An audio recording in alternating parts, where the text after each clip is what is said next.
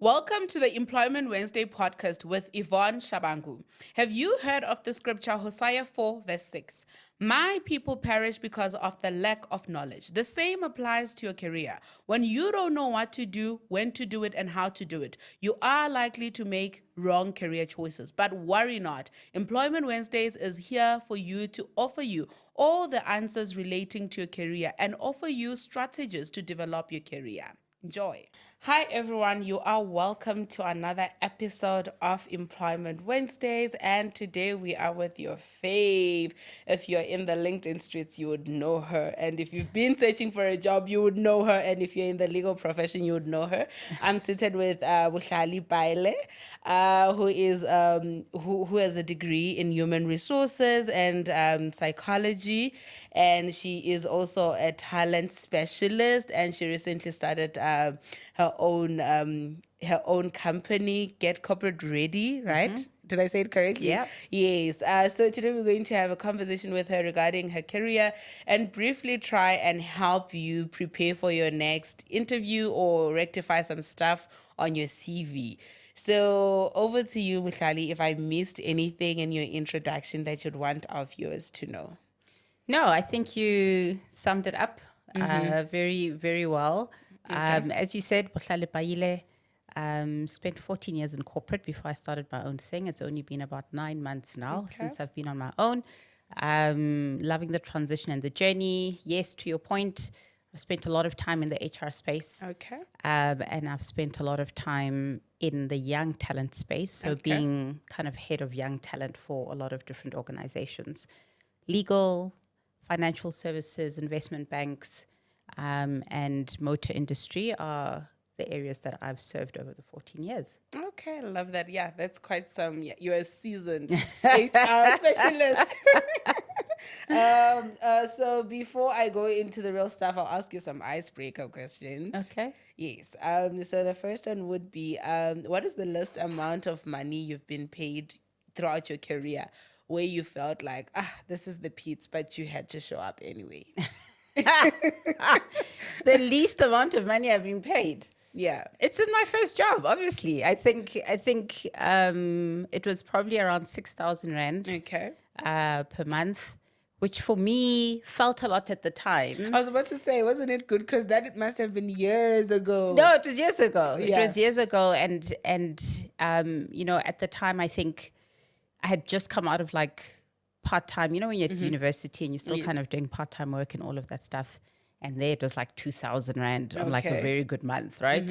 So 6,000 was my first kind of salary, and that is the least because obviously it goes up from there. Yes. And luckily I think I've been paid really well just across my career. Yeah. Elevated. When you work at good companies, Okay. generally you don't have the issue of not being paid well. I guess today you're going to tell us the tea on how we get into good companies so that we don't complain about money. Happy to. Okay. If you were a drink, what drink would you be? A drink. Yeah. Geez, that's a tough one. I think if I were a drink, I don't know.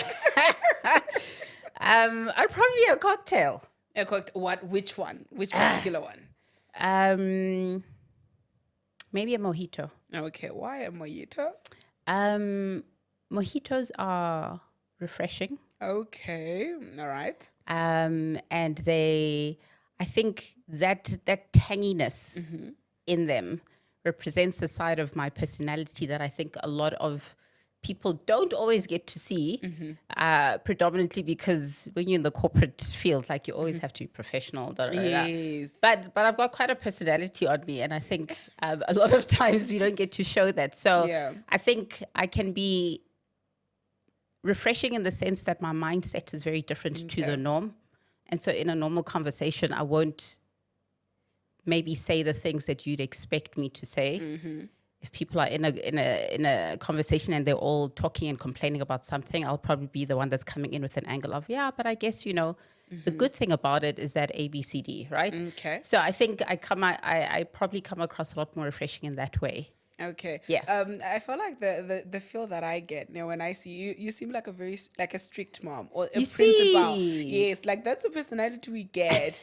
And when a person converses with you and then it's like, oh, you're actually nice. Oh, you Yes. actually smile. You have a beautiful smile. You're not always serious. You know, that's at least that's what I got, and I'm sure other people But can. why do I come across strict? What is strict about? Like you have like I don't even know how to explain it, but it's our papeleg. Like you are that person who when you enter a room, a person must know their story. You know, like Okay. a strict cool mom. Yeah, yeah, It's yeah. like, okay, my mom allows me to go out, but I must come and justify why I'm going out. Yeah. Yeah, I'm not just gonna, So walk what over about her. me? What makes you think that's how I am? Is it how I It's look? how you're put together. Aha. Yes, it's like even like I remember the first time I saw you, like the way you were seated, how you're poised. It's like also you seem like you're just ready to answer any question. I love that. I love that. Ready to answer any question. Yes, but yeah, like I get the mojito thing. But the thing is that, and that's why I say most people won't expect that of me, because I think throughout my life, a lot of people have just said, you come across strict, you come across intimidating. So it's not the first time I'm hearing Okay. that, but it's also not, it's not something I've put on, right? So it's just how I carry myself. But it doesn't mean, first impressions is not always who the person is. It's just who they are in social circles. But put me like with my crazy friends, then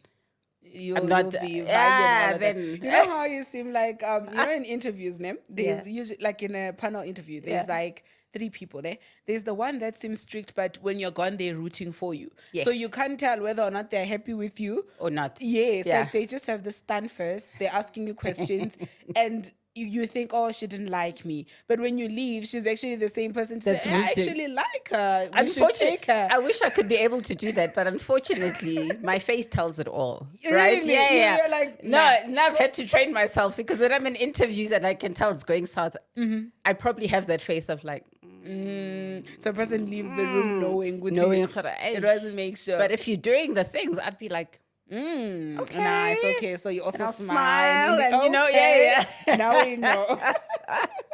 Okay, one last icebreaker. If you had an opportunity to travel to your country of choice, unlimited budget, what would it be?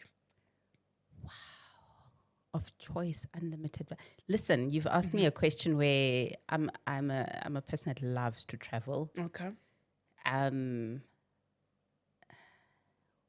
So I'm trying to think, where have I not been that I really want to go to? Okay. Not in that way, but like, Yeah. where would I want to go? Unlimited budget.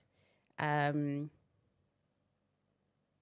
I give you a place I've been and I'd Yes. like to go back? Go back, Unlimited yes. budget, Dubai. Okay, nice. Yeah. Nice. What is it there that you enjoyed there? I think the thing about Dubai is that you go to the malls and you see shops that you've never heard. They've got a whole floor just for Okay. perfumes. Oh, I see. Do you know what I mean? Like, there's various options. and when I say a whole floor, I mean like a floor probably 3 times as big as one floor on Santon. Okay. And it's just perfume. So me loving perfumes, like I would go back wild there. Okay. Yeah. All right. So, I love that. I love that. Okay. Now let's go into the real stuff, the serious stuff. What was the influence behind you choosing to go into human resource? Was it something that you always wanted, or was it something that was pushed back then? Like now we're pushing doctors, lawyers, and stuff. No. So when I left university, no, not even university, because I High had to school. make a decision there. Yes. After high school, all I wanted to do was travel. Oh, nice. Right? Okay. I wanted to be an air hostess. I wanted to work on cruise ships. I wanted to And anything you actually fit that part. anything that had to do with travel, customer service, like that was Yes. me. Okay. My dad pushed me to do a degree, and I had to make a decision as to, okay, it was a process of elimination more than Okay. anything. Just like, do I want to be in the sciences? Not No. really. Do I want to do a BA degree and like lots of reading and theory? Not really. That's not me. Okay. So I have to do a Bcom. Okay. Why? Bcom will allow me opportunities to be in lots of in a corporate space, and then Sure. I can kind of choose what I want to do within that. So HR, my first year at university, I did a general Bcom. Okay. And still at the end of that, I didn't know where I wanted to specialize. And then I had to end up doing like a psychometric test around your strengths and what you're good at and whatever. And then that's where they said, well, psychology, HR is probably where you're most aligned. And then I chose to do that. I knew I always wanted to work with people, hence the traveling, like meeting new people and all of that kind of thing. So that's how I ended up choosing HR. And then I coupled it with industrial psychology as well. And that's how I got into my career. All right. You spoke of something that is actually a thing, especially in big companies, the psychometric test. Does that actually work? Can people like maybe at a high school level use that to maybe help them choose right career choices? Because sometimes we end up in careers we don't want because we're not even informed, we don't know our skills, our strengths, and etc. I think there's certain really important factors about a psychometric test that can help you narrow down what your key strengths are, right? Based on how you've answered. But having said that, you evolve as a person over time, and whatever your psychometric test said 3 years ago, 4 years ago, if you were to redo it again now, you'd probably have a very different result, right? Similar, but different. Okay. So psychometric tests, I wouldn't necessarily, like from a hiring perspective, I'm not one that likes psychometric tests. I prefer to interview the person and get an intuitive feel of who they are, what they're capable of, and that kind of thing. Psychometrics I use as like a secondary, like, okay, this is what I get. Let me go back and verify on psychometrics whether I'm on the right track or not. Okay. So I do think it's good if you're wanting to start out your career and you want to know what your strengths are, because then align the career that you choose according to your strengths. Okay. Yeah. All right. So now you've studied your human resource and majored in industrial psychology, right? Was it easy finding a job? What was it like after you graduated? Yeah. So after my final year of undergrad, let me put this as a caveat, right? So people don't think it's just always been easy. Okay. Whilst I was at varsity and doing my undergrad, you know, at university, there's always these career days, right? And organizations come through and they pitch their story, come work for us, whatever. I was really attracted to this organization, Accenture, and applied to them 2 years in a row and always got rejected. Okay. Right? So I was very bummed about that because I just felt like this is really, really where I wanted to work. So eventually in my final year of undergrad, our professor sends out a note to say, oh, there's a company looking for HR data capture or something like that. Something's, yeah. And I was like, well, let's get in. Let's actually start working. Let's gain experience. Let's gain exposure. And then let's take it from there. Okay. So in that 2 months, over like December, January, it was a 2-month internship. I worked for an IT consulting company and I was literally just a data capturer, right? But in that time, I ensured that I built networks, but built good relationships. When I had time off, I wasn't sitting and twiddling my thumb or asking whether I could go home early. I was actually going to other people and saying, do you need help with something? How can I help you? And so gained a lot more experience than just data capturing. To the point that at the end of those 2 months, they asked me to stay on full time. Okay. But because I had already signed up to do an honors degree, I said, unfortunately, can't do. And they actually wanted me to do part-time and work. And I was just like, it's not going to work. I just want to do a 1-year honors qualification and then leave from there. So that's how I kind of got into it. So I went back, did my honors. Straight after honors, they called me back. Oh, nice. They actually waited for you to get done. Yes. So by January, it was like, are you done now? And then I was like, yeah, I am. And so they were like, please come back. We've got this role for you. And that's kind of how I kickstarted my career. And then it's just kind of gone from one thing to another. I actually really love the fact that you're very assertive in your decision, in that you're able to say, no, guys, this is a great offer, but I have planned this. Because I think most of the time people do get swayed away with offers because it's easy for people to change their plans to cater for the people offering them something. But I love that you're able to say, you know what, I've committed to do my honors And even if you're saying I should do it part-time, I'm not going to do that. I'm going to stick to what I planned. And if you guys still want me, probably you're going to call. And they actually called. And they Because did. imagine if you put yourself in a part-time situation, then maybe you're failing or whatever because of issues and whatever. Then you It don't wouldn't- finish, Yes, and then it's drama. No, I really love that you're very assertive with your career. And then now you are in, how is it? How is the work environment? Did you really love it? I know you don't get these questions because you're the ones that I usually that I'm always asking. Did I enjoy my work environment? It was interesting. My first job, I had an administrator that was helping me. Okay. And it was interesting because I was thrust into a role where my boss was very hands off and sometimes MIA. Wow, okay. So basically you were technically the boss of yourself. Of myself. Yeah. And I was thrown in the deep end, you know? So it was a little bit of like, what am I doing? How my boss was there maybe for the first 2-3 weeks or so, and then had to travel and do all these other things and just said, you'll manage, right? So I had to lead someone Okay. in my first role, which was difficult because I'd never been in that position. But I do think because I'm the oldest of 4 girls at home, You already had I that have some leadership level of like, yeah. understanding of how to deal with people that are younger or whatever, right? The work environment was interesting. I had to deal with people who undermine you because of your age, right, in your first job. And then on top of that, my boss wasn't there half the time. And so the buck did stop with me. So whether they undermined me or not, They had to hear from you. yeah, and I had to navigate that space consistently.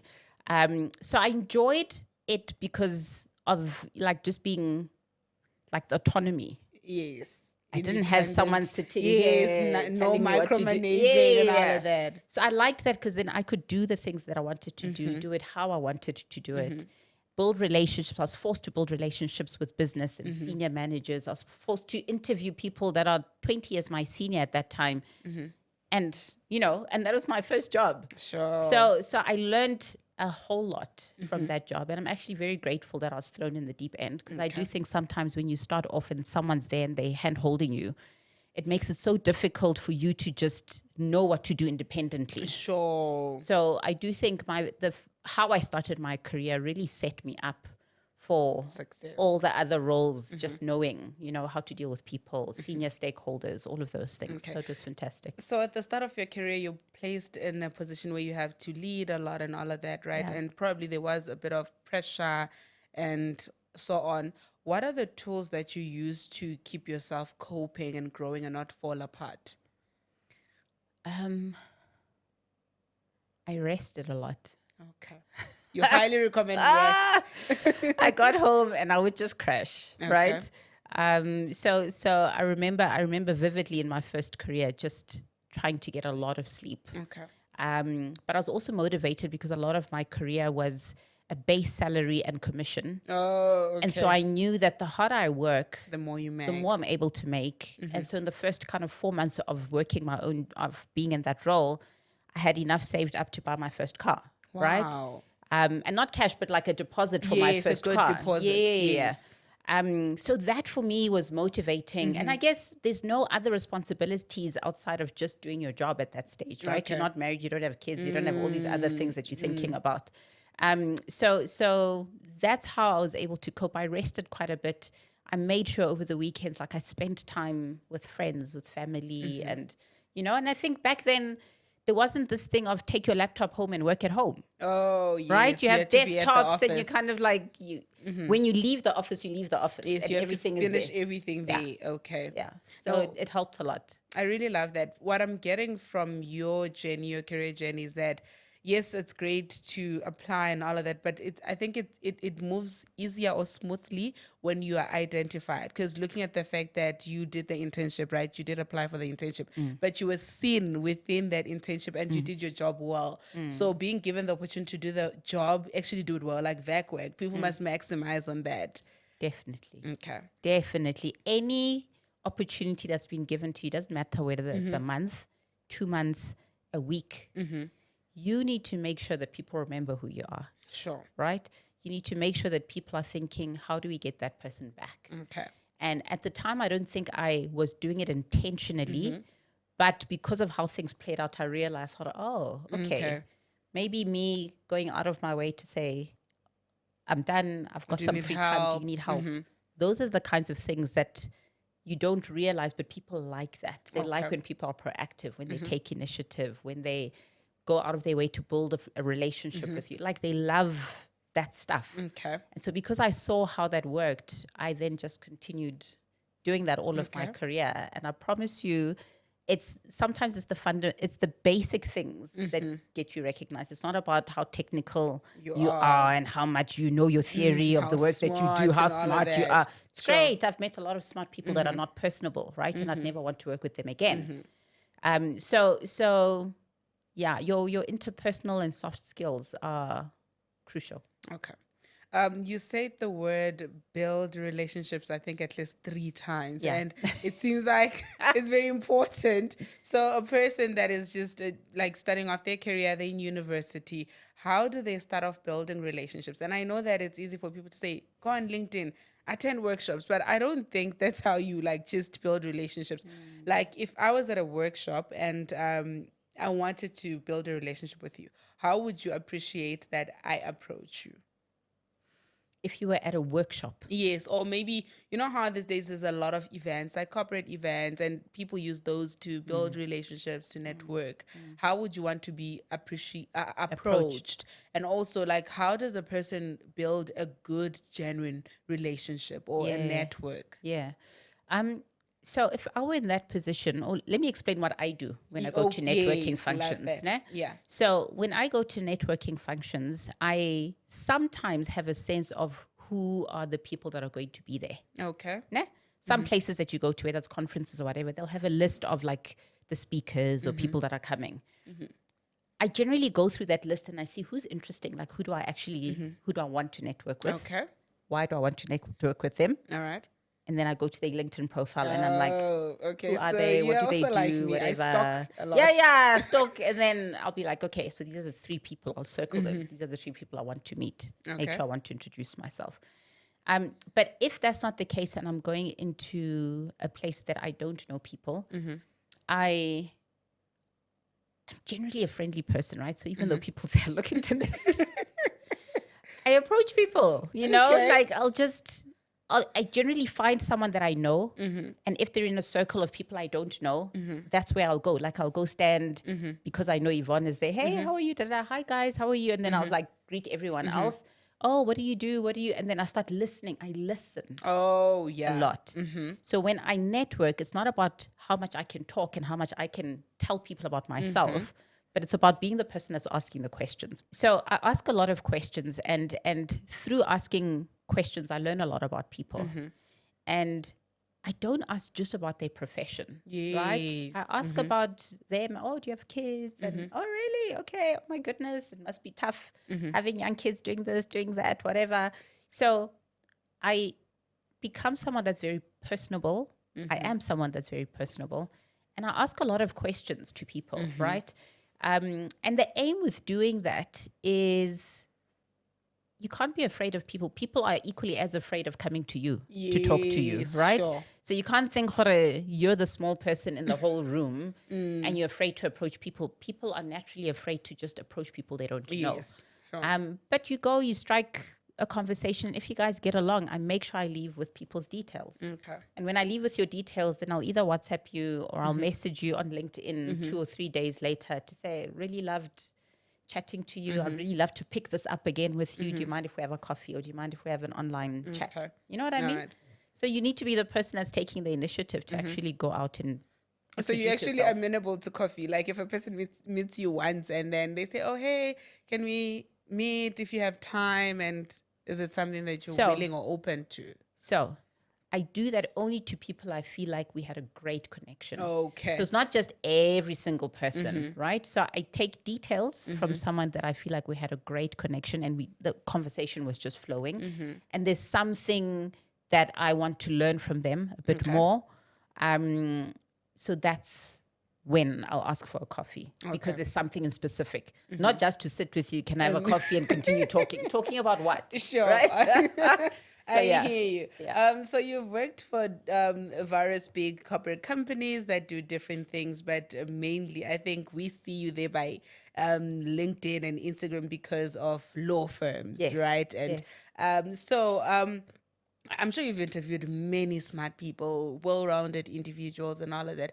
What is that one thing that ticks you off about a person that ticks all the boxes? Like they're well-rounded, their CV looks great, but what is that one thing that people take for granted when they go to their interviews? Let's say every other thing has been ticked off, but you've noticed that this person is actually good enough, but there's just this one little thing that is amiss.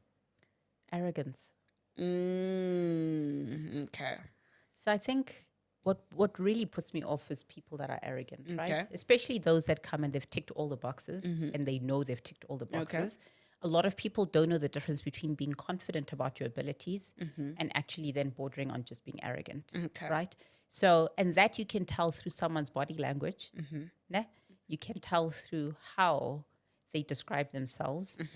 And some people become very like, you need me. Oh, I don't see. need you.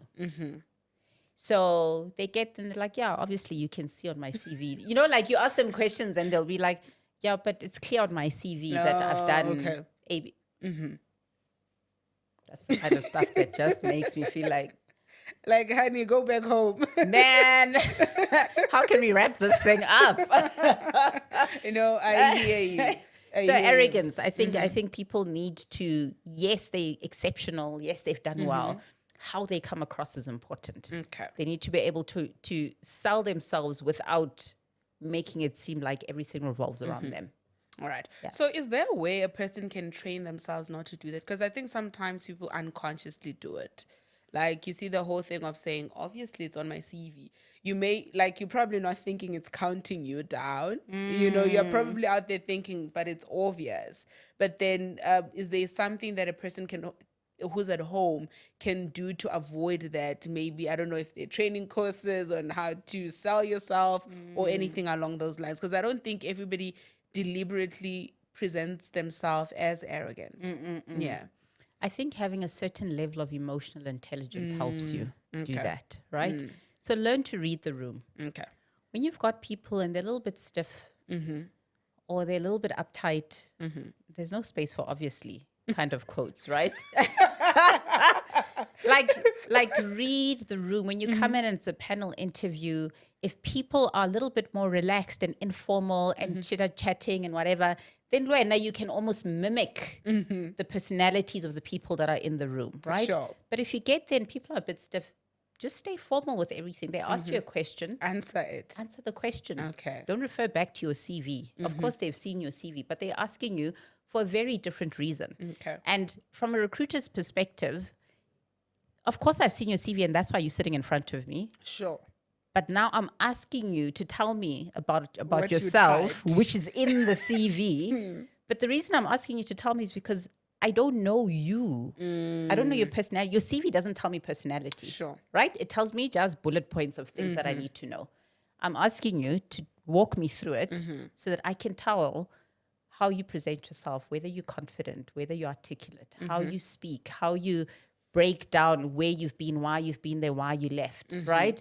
So I'm assessing so many things by just getting you to talk. Sure. Okay. Do you get what I mean? So it's not about I'm asking an obvious question. I want you to talk. So it's actually very important to actually answer more because it gives the person an opportunity to know you better or get your story clearer. Yes. Okay. Love that. And by answer more doesn't mean talk longer. Okay. Do you get what I mean? Yes. It's not about babbling for the sake of talking, but it's about being coherent around how you tell your story in an interview. Okay. Yeah. So basically an interview is like storytelling about who you are and probably where you want to go to. Yes. Show your personality. Okay. If you're someone that is down to earth and say that in my spare time, this is what I love to do. This is show personality. That's why you're in the interview. Okay. Obviously we get to the technical questions much later, but in the beginning, it's mostly us trying to see your personality. Okay. All right. What are 5 important things that a person must have in mind when they're preparing their CV? Firstly, how it looks. Mm-hmm. So the format. Sure.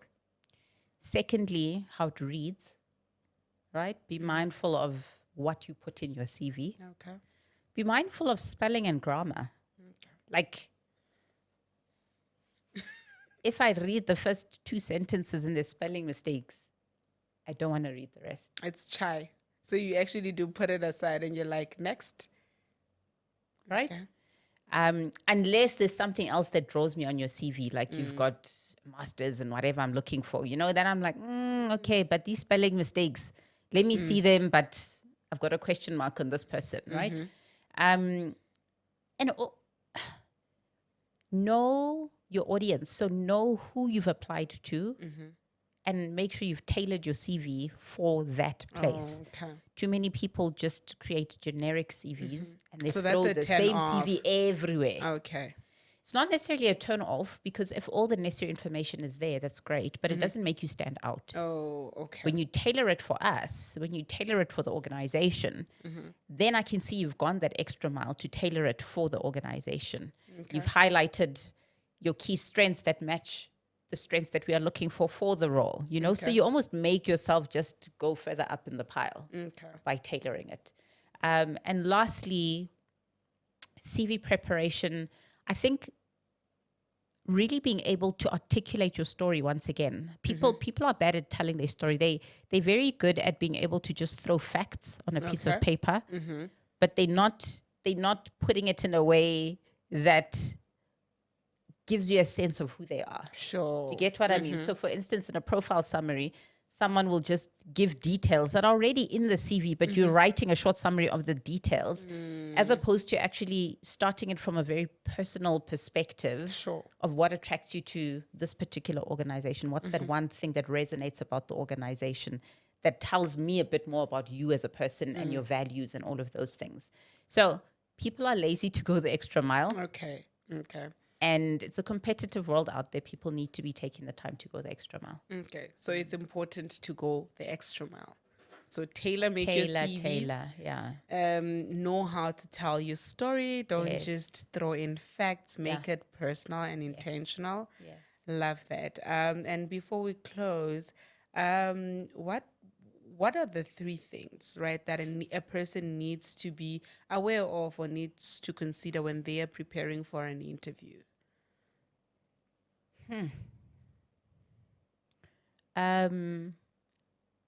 3 very killer, what's the word I'm looking for? So the 3 very important aspects that you need to know before you prepare. Know the company. Okay. Don't pitch up and you know nothing about the company. It's not going to do any favors for you. Okay. Right? The second thing, know your story. Once again, it's the 3rd time I'm saying know your story. Yeah. Know your story and know how to tell it. Okay. Right? And the way you do that is knowing what the common interview questions are. You've practiced the common interview questions. Okay. And whatever you say resonates with what's in your CV. Right? Don't have a different story to what your CV actually says about you. Then the last thing, relax. Okay. Be personable. Be yourself, right? We don't want a cookie cutter kind of person that is trying to be a version of who they think they should be, because there's too many of those types of people in most organizations, right?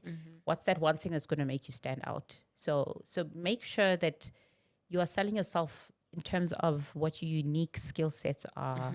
Show a bit of personality, right, in the interview as well. So know the company, know how to tell your story, and just calm down when you get there. I just thought of another question. Go for it. Go for it. Is career coaching important? Because I know now I've seen a lot of people on LinkedIn career coach, but I'm not sure is it something important? Is it something that someone can consider? And also, while at it, after answering that, please do tell us about Get Corporate Ready. What do you do, and what are the benefits if a person wanted your services? How does it work? Yeah. Career coaching, is a catalyst Okay. for your career. It's not a must have, Okay. but if you're a driven person and you want to get somewhere, then definitely, Go right? for it. Have a mentor, have a career coach. The benefit of having a career coach is that you have the benefit of an objective view of where you are, what you're doing, where you're heading. A lot of times people are trying to navigate their careers on their own. And by navigating your career on your own, you don't see your blind spot, right? Sure. You don't see certain things about yourself that someone from the outside could tell you about. Yeah. So a lot of times people will know what they're good at, but they won't know what they're not good at. Oh, yeah. Do you get what I mean? Yeah. Some people will come and they have trouble with certain relationships in the workplace. And they just don't understand why this person is so difficult. But me, on the outside as a career coach, listening to the story, I can pick up where you are difficult. Sure. Do you get what I mean? You get like constructive criticism. You're getting someone that has an objective view of your shortcomings, where you're trying to get to, that can help guide you, right? So it's important that when you are with someone, be with someone that's actually gone down the road that you've gone. And I don't mean from a profession perspective. I just mean they're a lot more ahead than you. So if you are still a junior and you're wanting to be a manager, make sure you're speaking to someone that's been a manager for at least 5 years. Oh, okay. Do you know what I mean? So peer coaching, It doesn't work. that is not effective. But if you're trying to get to being an executive, speak to someone that sits on boards and has been an executive for 5-10 years, right? Okay. Because those are the guys that are going to give you insight because they've walked the journey already. So I definitely think career coaching is absolutely important. And part of what we do at Get Corporate Ready is really career mentorship. And you know, the difference between coaching and mentorship, right? Mentorship is you coming and you want answers for something. Yes. Né? Coaching is more, you want to express things that you are going through. The coach then facilitates certain questions to ask you so that you can come to your own conclusion around what the next step is, right? So coach almost sits, listens, observes, asks a lot of questions so that you can now deduce what the issue is or what you need to do next. Okay. A mentor is very much about, I want to get into this kind of career. How do I go about doing it? Okay. In terms of this career, this is what you need to do. This is where you need to go. I'd recommend you do this. Da, da, da. So a mentor speaks a lot more than what a coach does. Okay. Coaches, I think, are a lot more beneficial when you are kind of mid to senior Okay. range. You have an idea of what's going on. You've what been you in need. corporate for some time. Sure. You know what the challenges are. You know where you struggle. You know where it is you're wanting to go. That is where you have a coach, right? Okay. Mentorship is, I'm still in the beginning. I'm still trying to navigate. Where do I go? Okay. What do I do? Right? Okay. So those are some of the services that I do from a career mentorship perspective. Obviously, helping people understand and running workshops around CV, cover letter, interview preparation, personal branding. A lot of those workshops I run through corporates. So Okay. corporates will call me through and say, we're running an internship, we're running a vacation program, please come through, speak to our young people about ABCD. Okay. So just teaching soft skills, interpersonal skills that are absolutely necessary in the world of work, but also one-on-one training and coaching, mentorship Okay.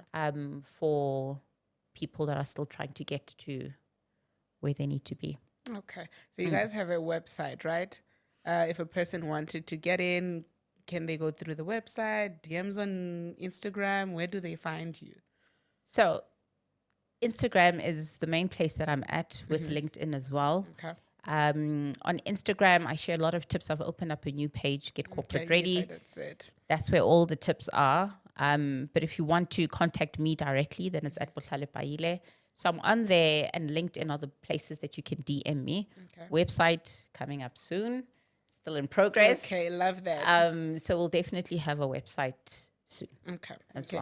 well. This was a very insightful conversation. I loved it a lot, and I also learned a couple of things. I am actually considering a career coach because But we'll see in the future. In closing, what is the season of your life called in one sentence? This season of my life.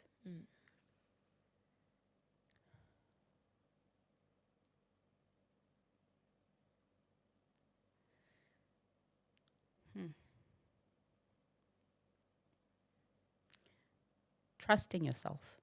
Trust in yourself. Love, love, love that. Any words of encouragement to a person at home? I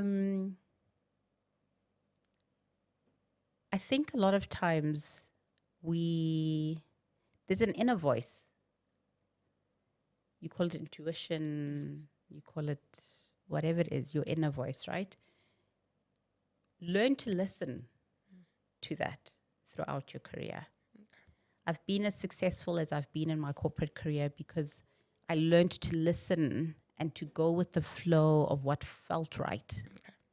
Not what is the quickest thing to do, what is the easiest thing to do. So I think those of you that are sitting at home, you know what you're good at, you know what you're passionate about. Be the kind of person that's daring enough to go after the kinds of roles that resonate with you, that resonate with your strengths, not just about what's going to make me the most money. Because when you go after things that make you the most money, you're going to end up burning out, you're going to end up unfulfilled, and it's not worth it at the end of the day, right? But when you go after things that fulfill you, those are the times where it's like, it doesn't matter how long you're working because you love what you do, right? You go to work and you're actually happy to be at work. Why? Because you love what you do. So that for me has been the biggest lesson in my corporate career. Follow your intuition, follow who it is you are. If you feel like you're sitting at home and you don't know who you are, learn to listen to yourself. You know what I mean? So let your inner voice guide you throughout your career, and just be true to yourself. Yeah, don't try and please anyone. You're not living for anyone else outside of yourself. Yeah. So make sure that you are in alignment with who you are at every step of the way, and that's the only way that then you are able to be the best version of yourself for other people as well. Sure. Yeah. Yeah, love that. Love that. Very encouraging and inspiring. To everybody at home, I hope you enjoyed this episode and I hope you learned something. Do not forget to like, subscribe, share, and comment. And always remember, you are not alone. You are gracefully anchored. Happy Employment Wednesdays. See you soon.